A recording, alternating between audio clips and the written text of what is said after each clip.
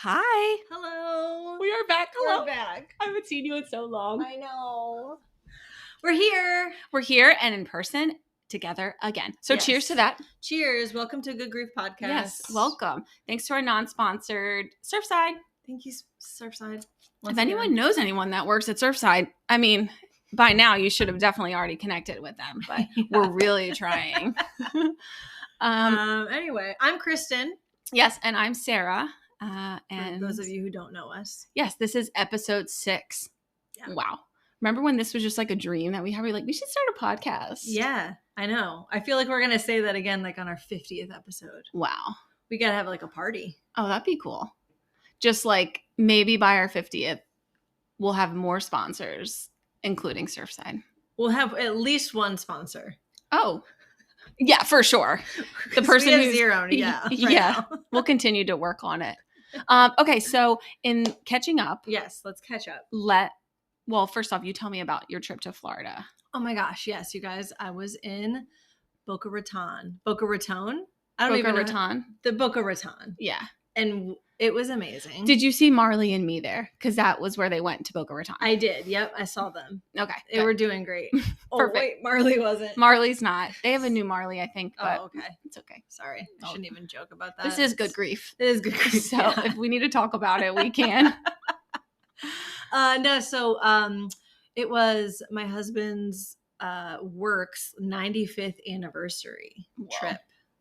And so we had a packed itinerary, and he had a bunch of like meetings and speakers to go do and listen to. And they kind of kept the spouses busy during those meetings and stuff too. But it was a blast. And we ended up going on a catamaran twice. Whoa. You and Keith? Yeah. For like some activity time. Did it have a net in it? Oh yeah. Love the net. Awesome. Yeah. Yeah. You can catch me on a net just sitting there. Yes. Just sunbathing. Yes. Yeah, it was really nice. And at one point we were like swimming in the water. They anchored the boat, and they like threw out a bunch of rafts and paddle boats, and you could get on a speedboat and jump off and get on the speedboat. It was awesome. But at one point we were just like floating in the water on a noodle, and I was like, we've been in the water for 10 minutes and no child has asked us for a snack or to help pull his bathing suit back up because he just peed in the bushes. Yes. You know what I mean? Like, it was so weird to have that kind of alone time. For sure. With other adults too. But then after 2 days, I was like, I feel guilty. Like the mom guilt kind of set in. Yes. And meanwhile, Crew and Otto were just absolutely destroying Courtney's. Like, they're just having the time of their life. They do not care. They're having a blast. My sister-in-law Courtney and my niece Emma came to town and babysat the boys, and they told me that they were like on their best behavior. But of course, Otto's 4. But that's what I mean. So while you were having your fun, they were having fun too. They were having a blast. They went to like Longwood Gardens or something. Yeah, I saw. Otto thought it was his own vacation. Yeah, so I'm glad you got to relax and enjoy it. It was fun. Highlight was definitely, they told us that there was going to be like this special musical guest appearance. And we were like, who could it be? Yeah, and you're like, this is a company function. Yeah. It's not going to get that wild. It's not going to get, and they were like, no, like it's going to be good. And so we were all speculating, We were like, is it J-Lo? Is it Tay-Tay? Is it going to be, or some like TikTok influencer? Yeah. You have no idea. Some nobody. Yeah. I'm like, who could it be? Yes. So we heard some rumblings and some rumors of people spotting this certain someone within the hotel. And I was like, oh man, this is kind of crazy. Dave Matthews. Yeah. And I only know because I saw her Instagram with Dave Matthews, and she texted me. Dave Matthews. But Dave Matthews. A private concert. I was like, I could touch him. Wow. I could smell his sweat. People would pay a lot of money to have that intimate experience with him. Oh my gosh, there's a guy People have paid a lot of money. Yeah. There's a guy next to me that was like, I went to his concert this summer and this is better than that. And I was like, I would think so. Yes. And he was great, like live, and his guitarist was there too, Tim Reynolds. Like, it was amazing. And I'm not even a big Dave Matthews fan, but like when you see now you are. Now, you have to be. Like, now when you see someone that close and see how talented they are, it's like, and they probably really down to earth. Yeah, so nice. Didn't you say funny. somebody from the trip was in the hot tub with the like guitarist or something and didn't even know it? Yeah, there was a lady standing next to me and she like elbows me and she goes, I was in the hot tub for an hour and a half with a guitarist. And I was like, what? Just casual. Yeah, I didn't even know who he was. And I was like, oh my gosh. Yeah, like I wouldn't have known either. She was like, it was so funny. Yeah. Hopefully they didn't do anything naughty in there. I know. That would have been scandalous. I know. Or disgusting, like fart. Yeah, that would have been embarrassing too. But yeah, you said what? There was like 200, 300 people in the venue. And like he was like, come on up, guys. Yeah, he's closer. Like, don't be afraid. Come closer. And we were like, okay. So we were standing. I mean, it wasn't like a big stage. You know, it was like a small... Yeah. Like, you know, when you go to a conference or something, like it's a small stage. So it was super intimate. I was like, this is wild. That is so fun. And I like turn back and look at Keith and he's like, yeah, he's loving it. He's just getting into it. And he's not a big Dave Matthews fan either. But like, we were like, that was pretty cool. That is really, what an experience. Yeah, it was fun. Well, I'm glad that you made it back. Yeah. Home safe. What about you? I am busy preparing. By the time this airs, Penny's birthday. It will be Penny's birthday. Yeah. She's born 10/30. Mm-hmm. So we're having the big birthday bash this weekend. Woo-hoo! So the house is it's like ready to it's clean enough, I would say. Yeah. So there's gonna be a lot of people. The weather is gonna be like 81, 82 degrees and sunny. Mm-hmm. And I always say like summer is sending us the best weather for this event. She's keeping it summer. She is. She's like, I got to make sure this is a blowout party. Mm-hmm. But I don't know if you remember, last year was really nice for Penny's birthday too. Yeah. And I think even the year before that, it was nice. It was like 60 something, but it was like still a nice day. Mm-hmm. But yeah, so we're really looking forward to it. It's going to be a blast. Penny has no concept really of like, she's turning 3, so she has a concept of time, but like not really. So she keeps waking up from her nap asking if it's her birthday. So she'll be like, oh, that's so sweet. She'll like wake up, do gymnastics like last weekend, and then she took a nap and woke up and was like, "Is today my birthday party?" And I'm like, "Oh no, Pen." So now I'm like, she knows her birthday's coming up. So I'm like, do I not tell her tomorrow's like her birthday party because she might not take a nap? And I really should get her to nap. She doesn't need to, but like if we can, maybe. So I'm not sure what I'm gonna do. Maybe keep it a little surprise. Yeah, because she knows it's coming, but clearly she has no concept of the time. She thinks every day is her birthday. Yes, exactly. Yeah, every day should be your birthday. So yeah, we're busy getting ready for that, but it should be pretty good. I'm so excited. It's gonna be fun to see you 2 days in a row. I know, and that's why when we were recording today, I was like, "Are you sure you want to come today? Because you're going to come tomorrow too." And I was like, "Yeah, yeah, perfect." Let's talk about our sweatshirts. Yes, we got new sweatshirts. So we're wearing summer today, and we're going to wear August next week. Look at these colors; these are cute. That's like something green, and this is old gold.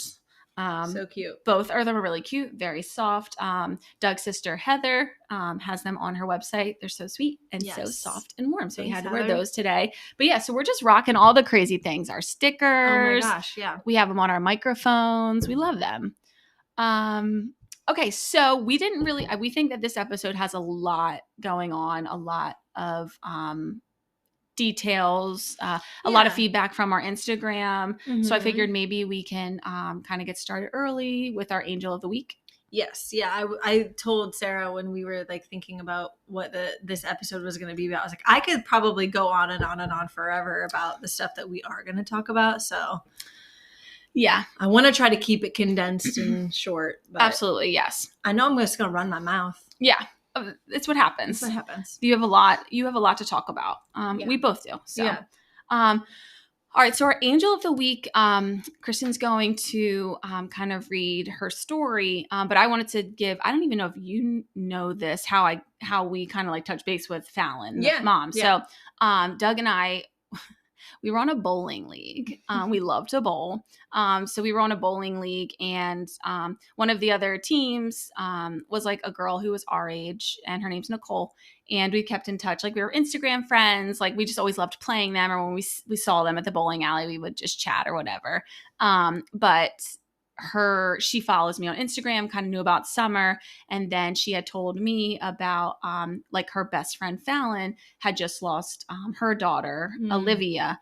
And then so kind of connected Fallon with Good Grief and with us. And then when we heard Olivia's story, we were like, oh my gosh, we have to highlight that. And it sort of even started our thought process of like having an angel of the week after we heard that story, because we were like, oh, like we want to talk about other, angels and kids who have passed away. So it's quite a doozy. So I'm here to provide backup. Fallon had sent us a little bit of Olivia's stories. So yes. I will be reading what Fallon has sent to us. So these are her words, just so I don't get anything incorrect. But it is my honor and our honor to talk about Olivia Dykman today. Olivia and her twin sister, Sophia, were born with a rare disease called Diamond Blackfan anemia. They were patients at the Hematology Oncology Department at Nemours since they were 6 weeks old. Insane. They require blood transfusions every 2.5 weeks because the DBA, with DBA, your body doesn't produce mature red blood cells. So their entire lives were dependent on a donation of blood products.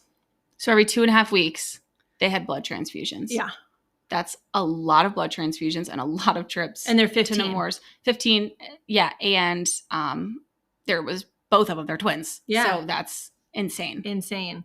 And we were watching that video. They said they had to skip school every time they got their blood transfusions and stuff. So in November of 2021, their kidneys started to show damage from the chronic transfusions, amongst other complications. So with their team, they decided that it was time for the only cure of this disease, which is a bone marrow transplant. So they campaigned for 6 months and found matches for both girls, which is crazy.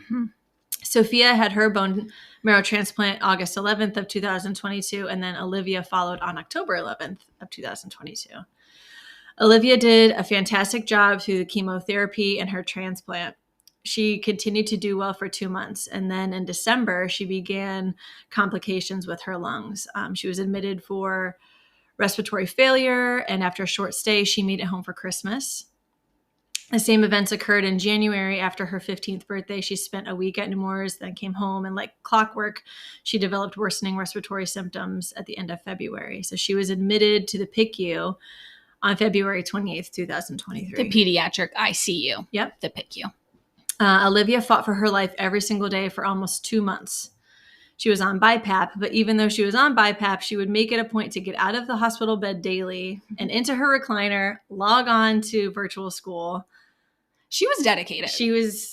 That's amazing. Yeah. What an amazing human. For sure. We watched a video online of the girls when they were looking for donors, and they're like, we don't like to miss school. The girls are so sweet. And we were like, wow. They're playing like, softball. Yeah, like, just really dedicated. Such sweet girls. Amazing. She also built Legos every day to keep her mind active. She was an avid Phillies fan and Eagles fan. Go Birds. Yeah. As Olivia's lungs continued to fail, the ICU team, along with her transplant team, they decided she should be intubated and then get a tracheotomy. Olivia was awake and alert up until the minute they intubated her. Fallon and her sat on the bed for hours talking because she didn't want to fall asleep because she knew she would be intubated for a few days. Things only got worse after her intubation. She required heart surgery and lung surgery, and then she was finally stable enough for her tracheotomy about a week after intubation. Olivia's body was going into shock and her platelets were dropping. She required more blood and platelet transfusions than one could count. Her body started failing April 18th, and on April 20th, they told us, their family, it was time, and that there was nothing else that they could do.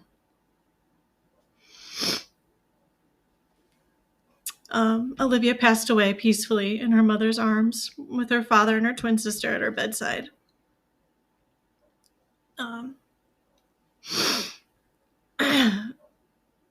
Fallon said that Olivia was fierce and full of love and life. She was funny, she was clumsy, and always making us laugh. She was athletic, she loved softball, and played since she was 5. Olivia was one of a kind, always looking on the brighter side of life.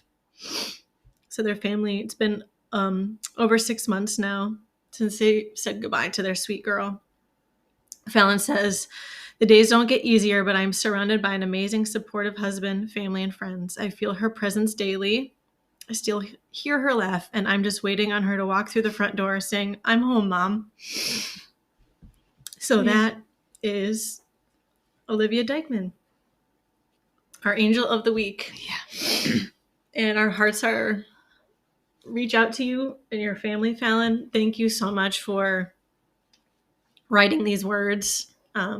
Sarah and I know how hard it is to recall details. Mm-hmm. We just did it recently on our couple podcast episodes, so it's hard to write these things. I think that's something that's kind of lost on others. Yeah.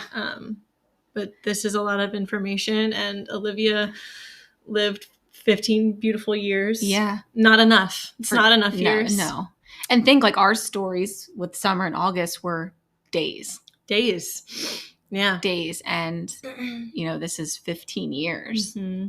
So that's a lot to really condense. And it's a beautifully tragic story. Yeah. So yeah, we are sorry for, the family's loss. And they have found ways now to give back. Just like, we sort of are grieving with this podcast and, supporting other NICU families. What Olivia's family has decided to do is they started a Legos for Live toy drive. And I'll post up information after the video. We'll post it on our Instagram as well, but I'll sort of put it at the end of this video if you are watching it on YouTube. But if not, feel free to go to our Instagram and see information on there. But since Legos was just something that both girls really did, especially Liv, to keep active, keep their brain moving, and just sort of keep motor function and things.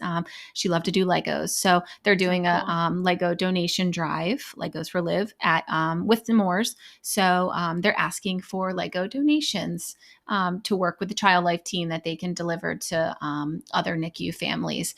And I think that we've talked sort of about the Child Life team at Nemours before and just how amazing they are. Mm-hmm. And one of Summer's NICU nurses, Leslie, her son had kidney cancer. He was diagnosed, I think, at 3 or 4. And when they got to the hospital at Nemours, they supplied him a huge duffel bag of just amazing things to keep him occupied, including an iPad. I mean, so think about just kind of the scope of what I have the chills, especially as a mom, just having those resources and people to donate things, because you're in the worst time of your life. Mm-hmm. And to your child receive a gift like that, even Legos, something so simple as Legos, it just makes your heart kind of smile for your kid just to see your child smile. So yeah, and it's also our daughters were obviously infants, but mm-hmm. I can't imagine having a teenage child or a child that's 5, 6, 7 that understands what's going on, understands I'm going to be here for a while, that needs to be active, that needs activities, that needs mm-hmm. stuff to do. That's a whole other level of the PICU team. That's just it's a whole nother tier that we don't really even understand fully. No, I couldn't. I can't. So I will I'll post the information. Like I said, it started October 1st mm-hmm. and they're running until November 19th. And they're hoping to deliver the week of Thanksgiving. So we'll be sure to send something over there. I'm definitely going to send some Legos. That's awesome. Hopefully there's a Taylor Swift Lego set or Friends or I know there's Friends. Friends, yeah, for sure. I definitely have seen the Friends one. Yeah. But yeah, we'll definitely be sure to donate for a great cause. So that's amazing. Yeah. Yes. So that is our Angel of the Week. Yes. Liv. And we'll talk a little bit more about Fallon later when we kind of get into the episode because she did contribute a few answers to some of our questions. Mm-hmm. So we'll talk about that. So do you want to take a quick break? Yes. And then we'll get into the next part. Yes. All right. We'll be back.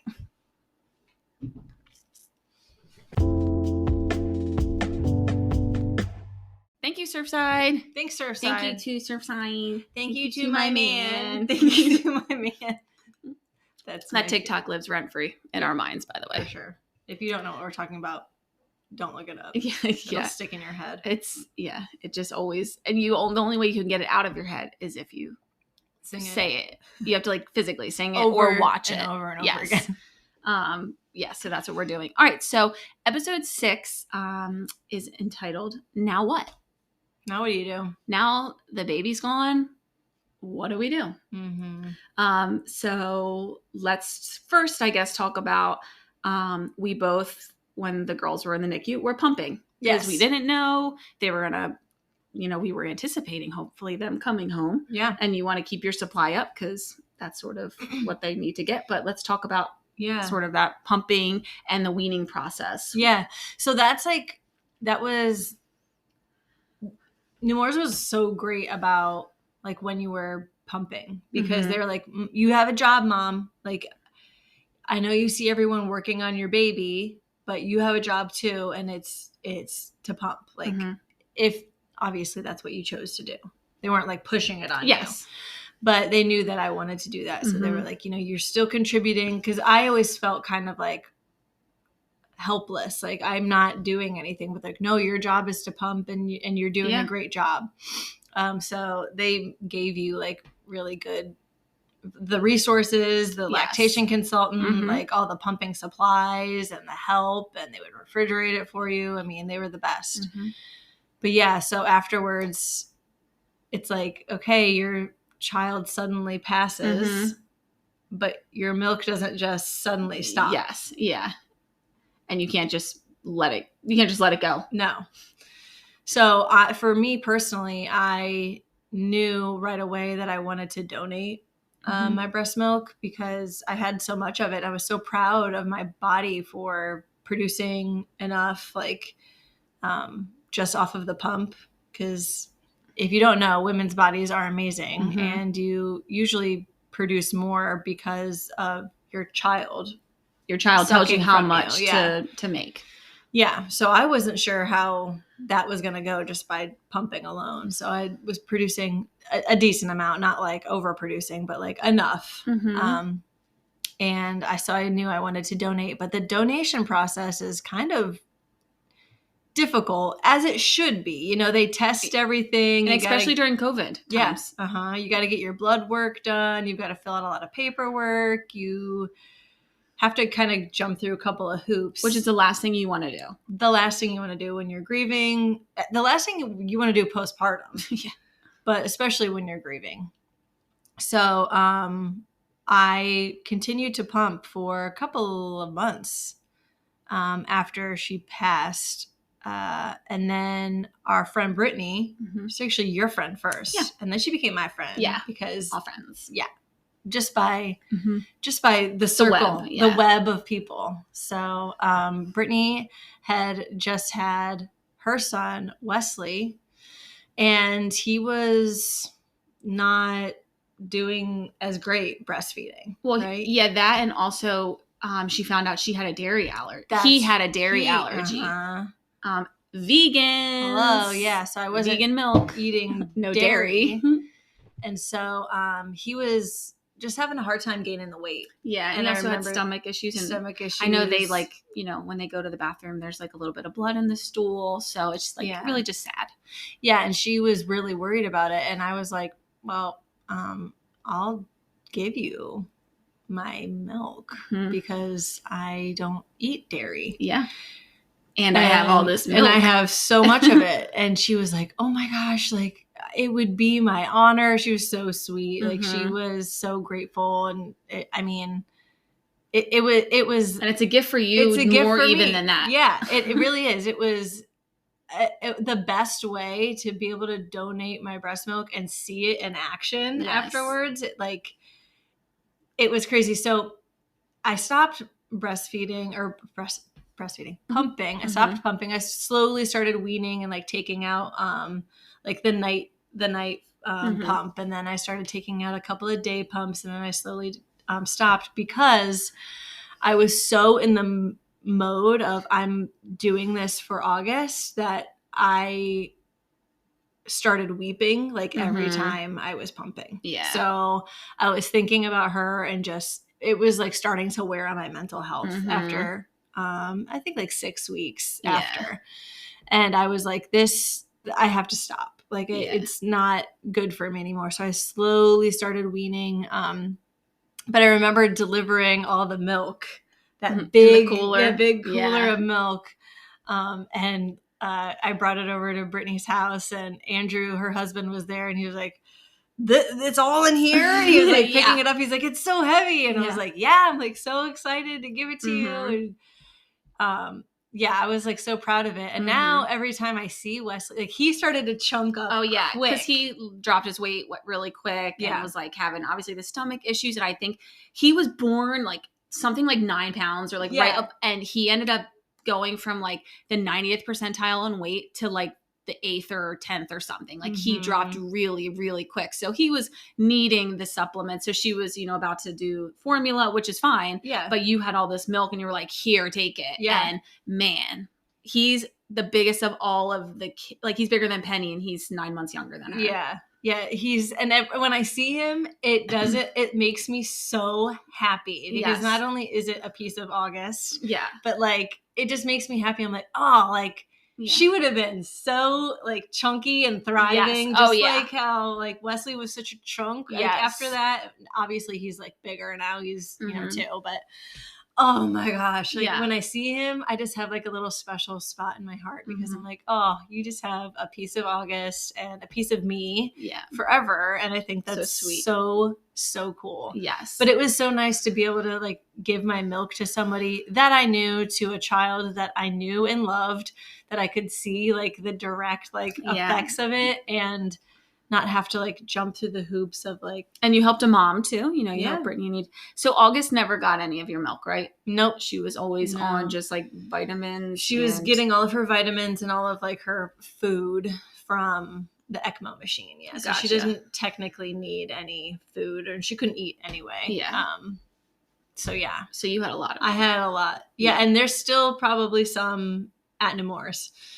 I mean, not now. Yeah. It's been 2 years later. They would have used it, but hopefully they used it. Did you ever bring milk home from Nemours? I did, but I stored some there too, thinking that after her surgery, she was going to start needing, like we were putting a plan together for her to start slowly bottle feeding and breastfeeding. Mhm. So I had stored probably 50 ounces there. Wow. Yeah. And before I left, it was actually on the day that she passed.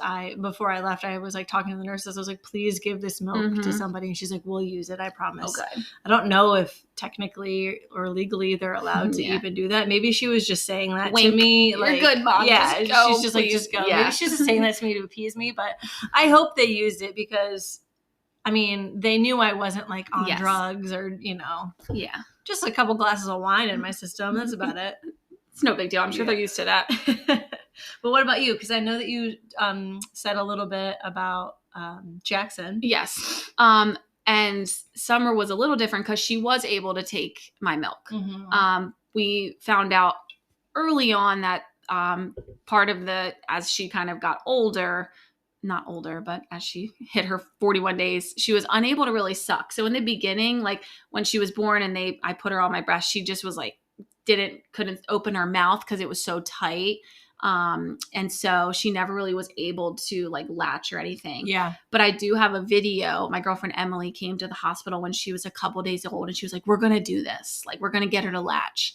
And so she did latch, and I have some videos of her like sucking, and you can like hear her swallowing it. So I was like, oh.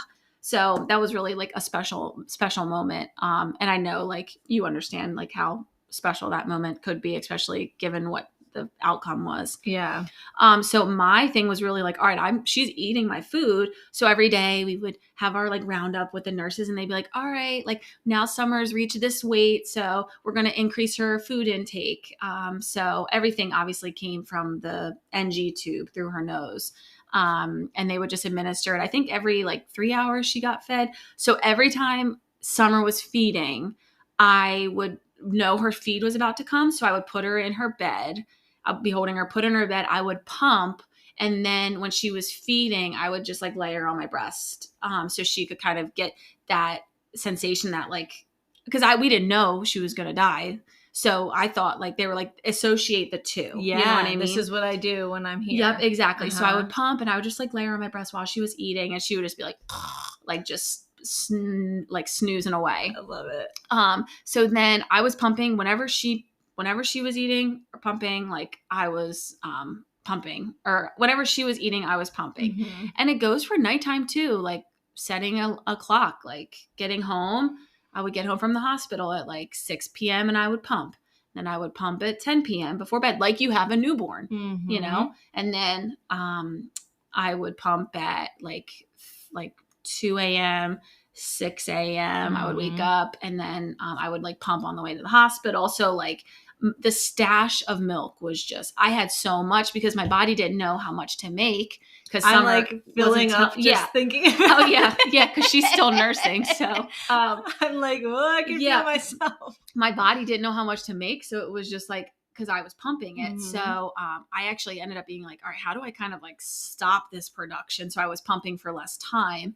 But then once we found out on Thursday what her diagnosis was, like 5 days before she died, I said, I'm going to start weaning my pumps back because I don't want my last few, like however many months, weeks, days left that I have. I don't want to be tied to a pump. Like I have enough milk that will last her for the rest of her life. Because it's a job. It is. And I don't want to have to, every time I pumped, I would have to give her to somebody. Yeah. So I'm like, I literally was like, all right. So after once we got the diagnosis on the Thursday, I like cut back. I was doing like 8 pumps a day. I cut back to like 6. And then by the time she got home, so like 5 days later, I think I pumped like twice in 24 hours. Cause I was like, I don't care if I get mastitis or whatever, I'm not going to put her down. So like I literally just held her the whole time. And I was like, oh my God, my boobs, like they're going to explode, but I don't care. Yeah. Like I don't want to put her down.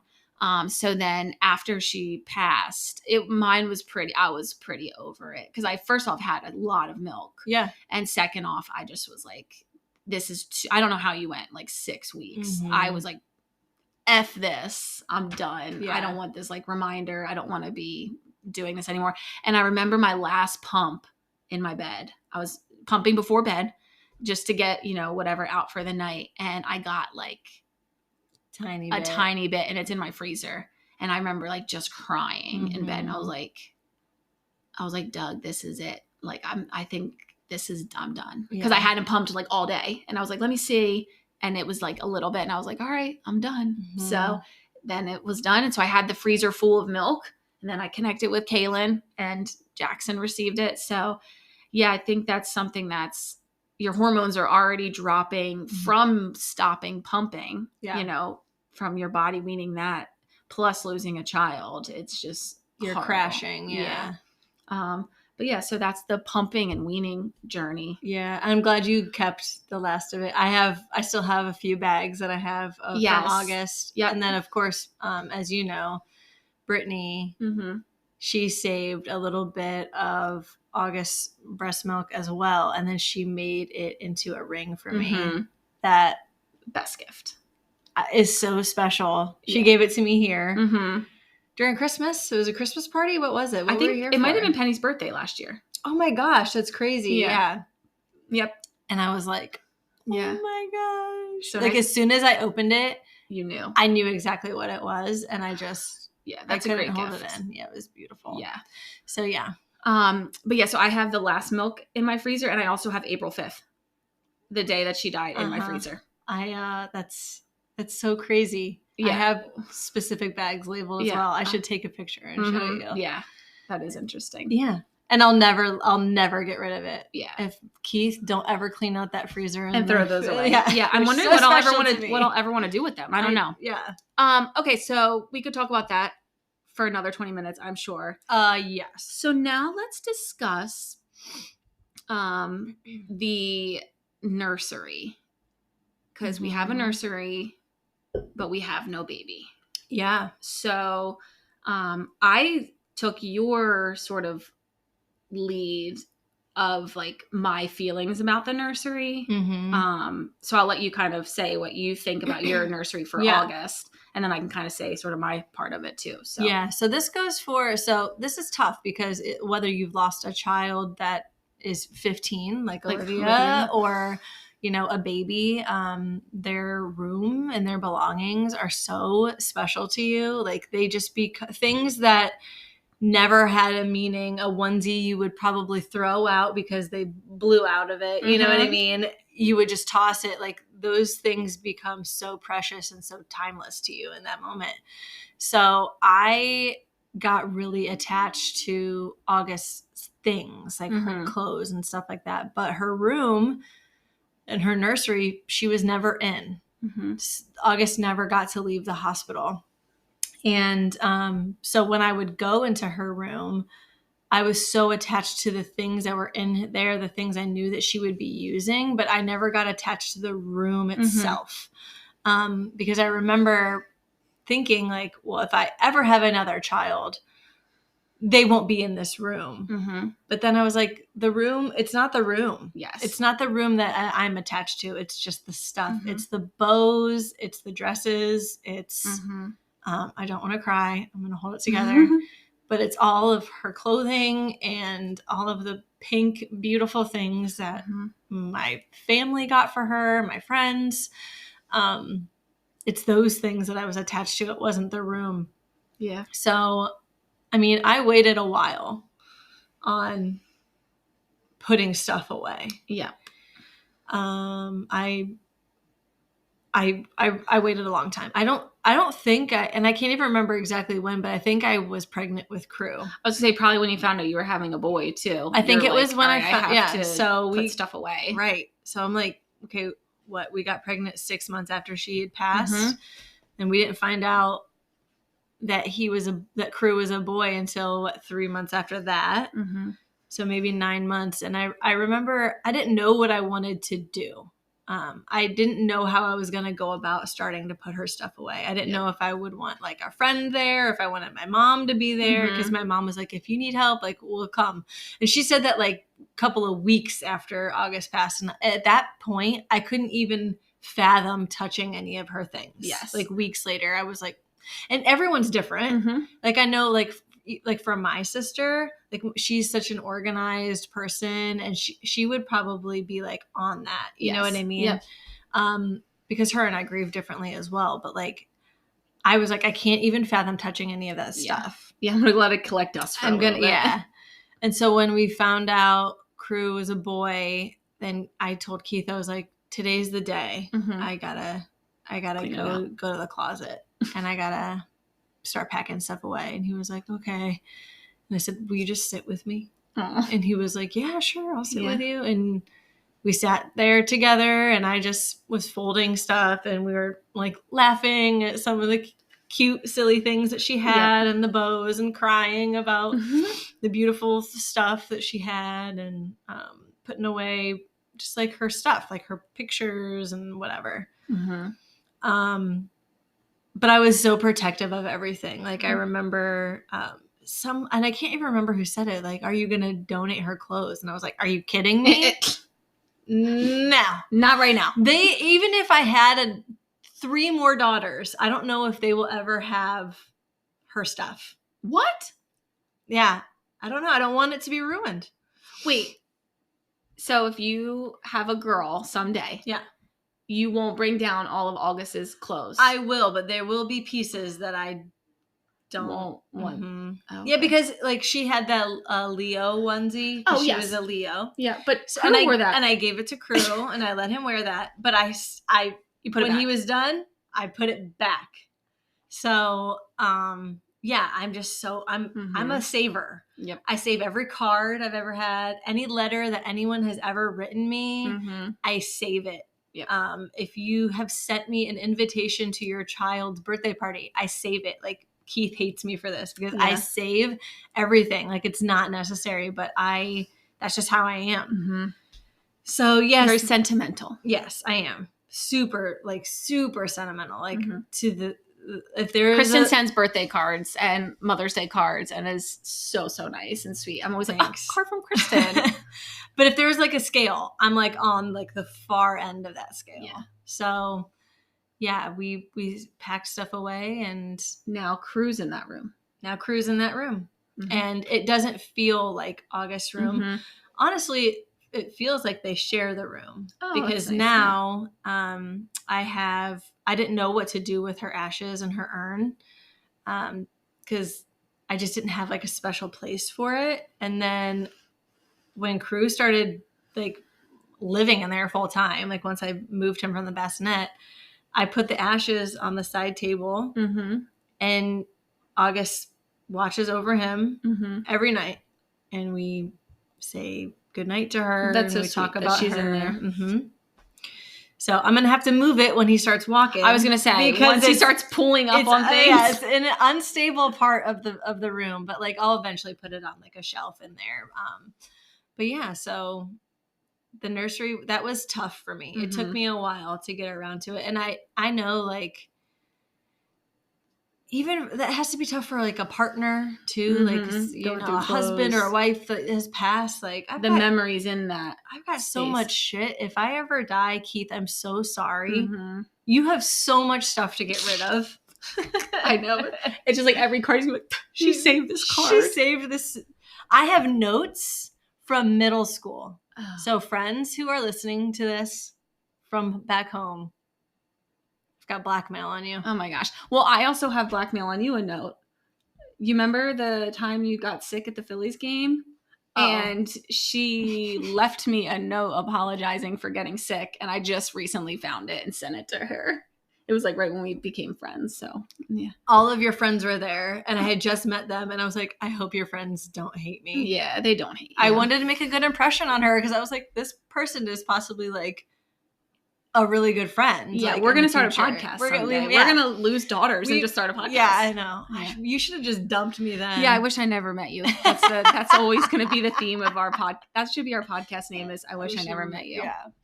How I feel about the nursery was based upon what Kristen had said, but I was a little different because you always said it was never August's room. It was never her space. So I don't associate the room with August.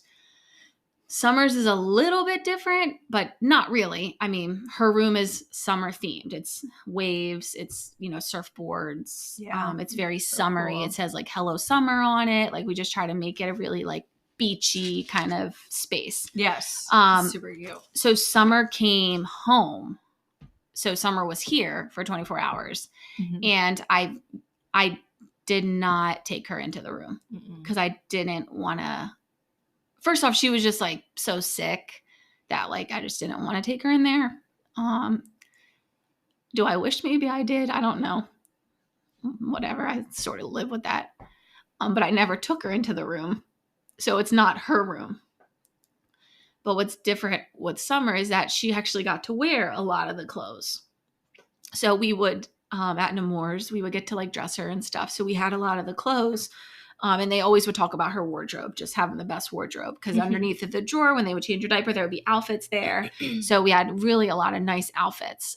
So my mom would like take the laundry home like every day. We had a basket. So she got like baby, like infant laundry detergent, like the 7th generation or something, like dye free, and would wash her clothes and would bring them back every morning and just like shove all the blankets and stuff. So we always had like the craziest, coolest stuff. Yes. So then, you know, once she passed, we had still all of these things that I do associate with memories because in every like blankets and outfits, like I love this blanket bow combo. Yes. It's got like the daisies on it. Yeah. So like you think about all of these like outfits and things. Yeah, and this picture back here just made me this one. This outfit is this is maybe TMI, but I know that's the outfit that she passed away in. So I know that when I see that outfit, I'm like, so I have that actually rolled up on my nightstand. Yeah. But yeah, like you associate different things with the photos and the memories. So I have all these like clothes and things. So actually Doug's stepmom, Leanne, had offered to make a quilt with all of her things when I was ready, and I was ready quick. So I think she passed April 5th, May 5th. I took off because I knew it was going to be a hard day. So my mom came over and I was like, I want to go through the room. I want to go through it. I want to put away, like just sort of organize, because it was just hospital bags. Because when we left, it was so quick. It was just like everything, just throw them in bags, like literally being there a month worth of stuff just thrown in there. And I was like, it's driving me nuts because I want this space to be like a space I can come in and sit in the rocker and sit and just look at the room. And like Penny likes to go in there and like take her baby dolls in the crib or whatever. So like, I wanted to make it a good space. So I was like, we have to go through it. So we collected a lot of the blankets and stuff that she had used, and we were going to make a quilt. So I still actually have it in her room. I've seen Leanne multiple times. I just keep forgetting to physically give her the bag. But I wanted to make sure like that I had it like a night. Even now, I'm like, I want to make sure the room is clean. Yeah. Because I don't want just stuff getting thrown in there. Yeah. So that's where I feel about the room. Like she never was physically in there. So when I go in there, I don't feel sad that like she's like, I don't feel sad about the room. I just wish that she could have been in there. Yes. But her presence isn't exactly in there. Exactly. Yeah. It's not in there. So I still do have all the clothes like that everybody had given. So I still have those in there just because like if we do have another child, if it's a girl or a boy, I don't care. I'm still going to put you in the lemon onesie or the sunshine onesie. I'm still putting you in that. Yeah. So listen, if it's yellow, exactly. it can go for either, yeah. You know? I mean, any kid can wear any color. Exactly. If it says Mommy's Little Princess, I will cross off S and just do Mommy's Little Prince and then maybe just cut the tutu off. So at this point, I'm just sort of keeping her clothes that she didn't wear. They're just in there. The clothes that she did wear, I kind of have in a basket or whatever. Special, yeah. But yes, so that's where I don't, with the nursery kind of, and Penny likes to go in there and play. So, and put her baby dolls in the crib. I put like a stool so she can climb up, and the little sound machine is in the corner. She can turn the sound machine on. So, Mommy, my babies are sleeping. So, but yeah, that's the nursery and things. Yeah. It's tough. It's a tough thing to, when anyone passes, to deal with their room and their belongings and stuff like that. It's hard when they're adults and you've got to figure out. I mean, I know like Keith has his dad's like cell phone.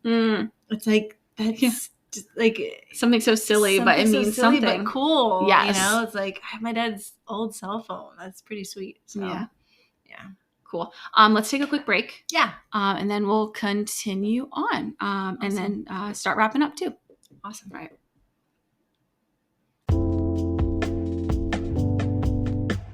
Thank you, Surfside. Welcome back. Cheers, Surfside. Cheersies. All right, so let's sort of begin to wrap it up, but we want to kind of talk about our question that we had asked on our Instagram of how do we keep and continue to keep our daughter's memory alive? And then the question was like, how do you keep the person who you're grieving's memory alive? Yeah. We had a lot of responses. So many. Yeah. Yes. And some of them like really, a couple were the same. And I was like, oh, and I don't do that. I know. I was like, oh, okay. Yeah. I know for me, we've talked before about like the playlist, wearing yellow, going out to the garden. And I was telling Kristen earlier that like it's sort of shifted a little bit, that like I'm grieving summer in different ways now. Like I don't feel like I have to listen to the playlist anymore or wear yellow as much, even though my shoes, check these out. Oh, yellow. Yeah. Got the yellow shoes if you're watching. And she's super flexible. Yeah. Yeah. Kick you in the face. But yeah, so I don't really do that as much. So now I think I've sort of shifted into doing this podcast. I think has been really great. I know for me, I'm sure for you as well. Yeah. No, this sucks. Yeah. I'm in therapy even more now.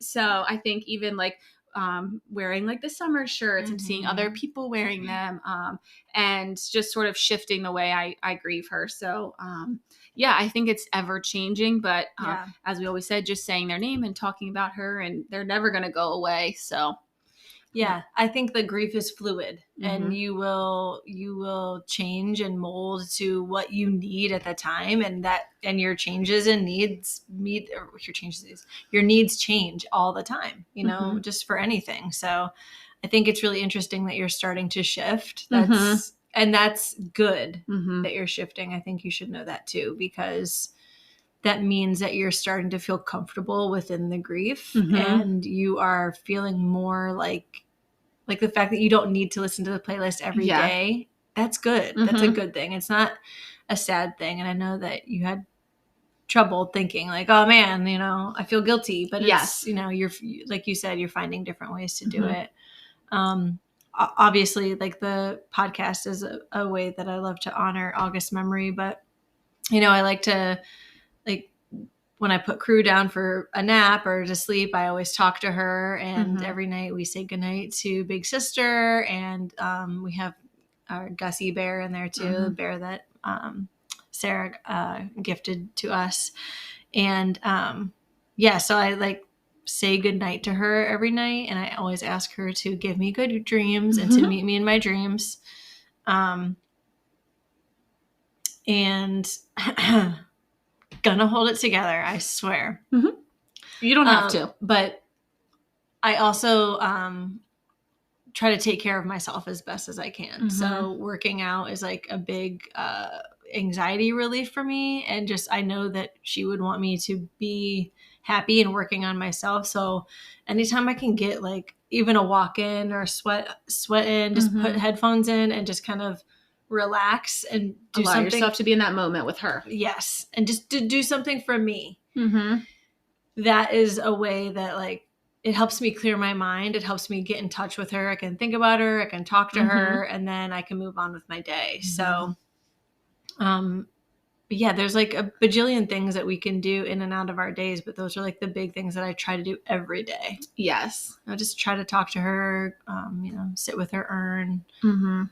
say goodnight to her, look at her picture on the bedside, those kinds of Mhm. things. Yeah. We had lots of responses from our Instagram. We had asked people on Instagram how they honor their loved ones. Fallon, who's Olivia's mom, our angel of the week, her mom had said she has a playlist too. Yes. And she's also very spiritual and religious. So she tries to read a devotional every day, which is great. Mhm. She also has a picture of Olivia at her bedside, and she lights a candle for her every night. And even when they're like on vacation and stuff like Yeah, I thought that that, was sweet. she has a little battery operated votive that she brings. And yeah, so she's, doing like the similar kinds of stuff. Yes. And I mean, we talked sort of after we stopped recording, that's the story. And just like, there was 15 years of memories that, Yeah. Fallon, you had with Olivia. So it's like, it feels super, super weird to not have her in your life anymore. In So your home. exactly. Yeah. Like not in your home, like, physically there to touch. Yeah. So I would think that like having that candle is just sort of like that constant, all right, like you're still here in some capacity, whatever it may be. A little flicker. Exactly. So I could see that light being really like something special. Mm-hmm. That's Yeah. sweet. Mm-hmm. A lot of other people said planting a tree, which Mm-hmm. is what you did. And my mom actually sent me a butterfly bush. August.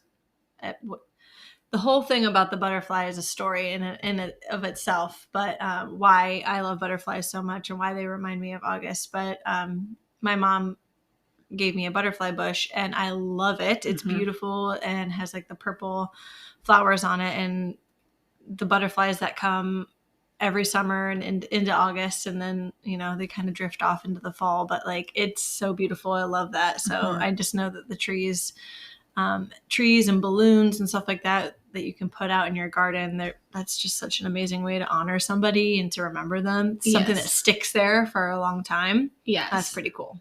And it's funny when like my friends come over with their kids and like playing in the backyard, and the kids like run over to the tree, the magnolia tree. Oh, no. And the parents are like, don't go near there. like I'm gonna like freak out, and I'm like, I don't care, like It's they're kids, like yeah. Summer would probably be doing it too, like Yeah. running into her own tree. Mhm. So like it's okay, like, but it is Aw, sweet. that But is yeah, sweet. it's always like Brittany, like Wesley, get away from there! Don't touch that. Don't touch it. Yeah, the Your breast boys. milk got him going crazy Yeah, I back know. there. Sorry.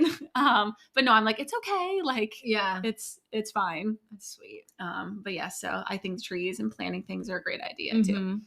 A lot of people said they write letters Mhm. to their loved ones. That was the one that I was like, I wouldn't have thought to do that. Yep. I do that often. I actually have a book like this, and I will write to August every now and then when I can't seem to find the words or I need to relax myself and just kind of like be with myself. So I think that's pretty cool. A lot of people said journaling, especially for men. I think that's super important. Just, I don't know, those men, they are different breeds. And I think it's super important for them to like just write things down because I feel like they all grieve differently than women do. Yeah. I think we're more vocal about it than they tend to be. Did I send you the, Doug actually sent it to me. It was a comedian, and he said, my wife, I was on the golf course. Oh boy. And with my friend who just recently had gotten divorced. It was this comedian. And when I got home, my wife was like, how was John? And he's like, fine. And the guy's like, she's like, he just got divorced. And didn't you ask him how he's doing? And no. Is he seeing anybody? And no. Like guys, especially with grief, and I think I said it on here before, Doug went to like a poker night. Nobody said anything. I can't stand it. They just don't. It's just, something they don't talk about. Yeah. And I'm like, no wonder you carry all this, you just got to speak about it. Yeah, exactly. Yeah. So I invited Doug to Girls Weekend. Next time we go, I'm like, do you want to come? Do you want to see how we talk about things? Yes, exactly. It's completely different. Yes. It's so funny. Our friends, Brody and Mel, just had a baby. And his name's Justin, and it's Keith's like best friend from back home. And I was like kind of depending on Keith to like give me the details. Like he was like, "Oh yeah, Brody and Mel had the baby," and I was like, "Oh my God, what's his name? How much did he weigh? When was he born? What time?" And he was like, "I don't know. Like the baby's healthy and like they're fine. Like she did a good job." I was like, "No, I need to know everything else." Yeah. And I'm like, "Why don't you know this stuff? This is your best friend." He's like, "I don't know." I'm like, "Well, now I'm gonna have to text Mel while she's postpartum because you're not giving me any information." So I'm like texting her. I'm like, "I hope you're doing okay. And, like, don't respond to this text message." Like blah blah blah. I'm like, to see what I have to do and go through just to get a little bit of information. Like, and that's just how men grieve a little differently. So if you journal or any way you can get it out is great. Yes. Somebody said, a couple people said, naming a pet after your loved one. Like, I know it sounds funny, but like somebody said, I'm laughing thinking about people that just name their dog the same name. They just keep getting like Marley. Oh, exactly. You just get another lab and call it Marley. So it's just constantly Marley in Boca yeah. Raton. Exactly. What were you going to say before I interrupted you with that? I don't know. Somebody said that they named like their cat after like one of their old dogs. And I was like, that is entertaining. Okay, yes. But also somebody else said that they named a chicken after their great grandma because their great grandma had a farm. Oh, cool. So, things like that. Kind of thing. It's a way to like honor them and be like, oh, that's sweet. It is. So it sounds silly at first go. Because I'm thinking like of like the dog running around and being like, come here, Summer. Yeah. But it's not like that. No. Because Summer didn't know dog, like, so. Yeah. Okay. That makes sense to name after yet. We had a lot of like music, like certain songs, obviously, playlists, donating kids' books, doing toy drives, handmade decor for the holidays, certain things like that you can do with your family to, honor, magnets like on the fridge, especially Christmas, like the sky's the limit. You can do so much stuff for sure during Christmas time. We had someone say that they wrote their loved one's name on a shell and like threw it into the water. And then every year they like go back and try to do that or visit the same body of water. And then one of your friends said that which is really cool, said that she takes a picture frame with her baby's footprints. Yes. And anytime that they go somewhere, they take a family picture, they hold up the footprints in their family photo, which I think is such a great idea. Yes. And how, like, first of all, how committed to that. Always you have packing to that. be always packing that away. Yeah. But like such a great idea to bring that loved one along with you, especially if it's a child. Like I just feel like that's just so special. Yeah, and it kind of goes back to when we were saying last week, writing their names in a card. Yes. You know, Yeah. so like they're still our family. So having those footprints is really special. Yeah. We had so many responses. Like, thank you guys so much. I didn't know like how people would do with that question. And it was, I could go on and on. There was, but those were the ones that like really stuck out. And I felt like we had a lot of repeats as well. So thank you for the answers and for contributing to the podcast today. Yeah. Thank you for finding the good in grief. Yes, exactly. With us. Cool. Well, I think that's the episode tonight, right? That's the episode. Yeah. That's it. I feel we try to keep it shorter, but it always ends up being longer. It does. Sometimes the stories go a little longer, and it's just the way that it is. That's how we roll. Yes. And we were saying this one's a little more impactful for at least me, being kind of in the thick of it, because it's called Now What, but I'm still in my now what. Yes, for sure. So it's like pretty interesting, but it feels we always are just keep moving and growing with the grief. Yeah. Yeah, we do. Yeah. All right. Well, give me a hug. I love you. Love you. Oh, it was so nice to finally be back together again. We're together. Forever. Sisters. So, bye. Bye. See you guys. Thank you. You're so dumb.